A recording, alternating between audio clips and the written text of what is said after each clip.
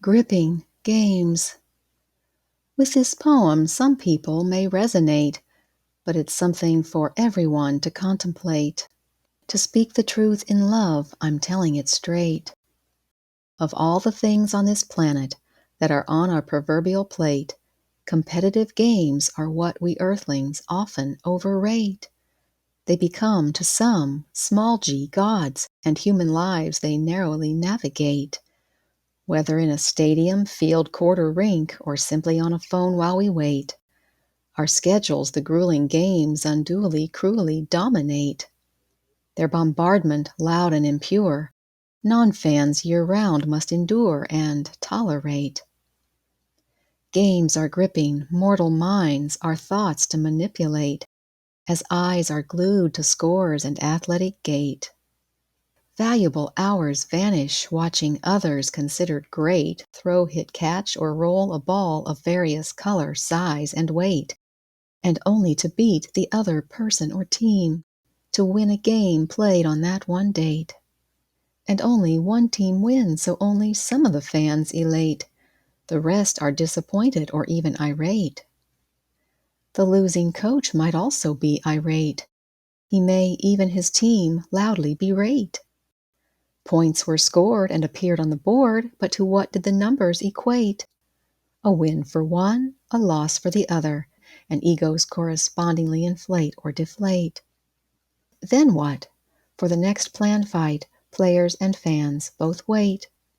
Then they'll enter again that terrible trance, a mesmerized, hypnotized state. Runners and racers are idolized too. Cheers, praise, and applause cause heads to swell and chins to elevate. How much time has been lost on races and games, it's sad to estimate. And what was really accomplished? Did the events really enlighten or educate? Sports may entertain, but does anything but pride or discontent accumulate? Besides the pains from years of injuries that debilitate. It's true that athletes train, so a certain ball can go in a certain place at a certain rate. But to what is important in life does that translate? Is all this playing of ball all that great? When others need help or are even in despair, will players dunking balls of air real problems ameliorate? This rhyming warning, don't miscalculate. Innocent play is not what we should hate, and not every part of sport is a sinister trait to abate. Certain parts we certainly can and do appreciate. Self-discipline and how to cooperate, learned by each athlete or teammate, are qualities that those who spectate can also incorporate. Fitness is something else we all should advocate, and team spirit is something we all should cultivate.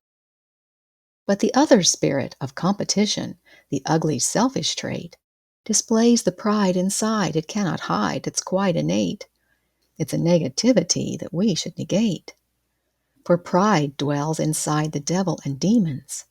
Through humans that evil they widely demonstrate, via pushing, punching, shouting, scheming, competing, and beating, and sometimes cheating. It's very displeasing, replacing harmony with hate. A broken spirit dries up the bones, the scriptural proverbs state. And what about when athletes age and joints degenerate, so they no longer run, jump, leap, or skate, and thus no longer in games participate? How will they compensate? Does their value as human beings depreciate? No, of course not, but those of old fans tend to devaluate. Let's stop playing games with our lives. Let's refuse competitive prate. It's the game of life that we need to win. Our guardian angels can then congratulate.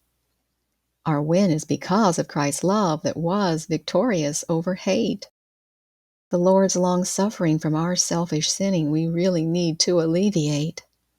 To choose what's right, let's not wait. Time is short, we need to choose now, we dare not for a moment hesitate. For sports have not saved us, they may have depraved us, our spiritual walk they've tried to devastate. Christ is whom we need to emulate. His perfect life and sacrifice is what to celebrate. His soon return to earth is what we longingly await. To worship God is why the human race should congregate. For the Lord is the only one deserving of praise, the only one great. And our faith in Him is what determines our eternal fate, not faith in competitive games that make our anger escalate. In order to win, let's lose the spirits of pride and competition, for neither will enter heaven's pearly gate. And let's loosen our grip on games, and thus their grip on us before it's too late.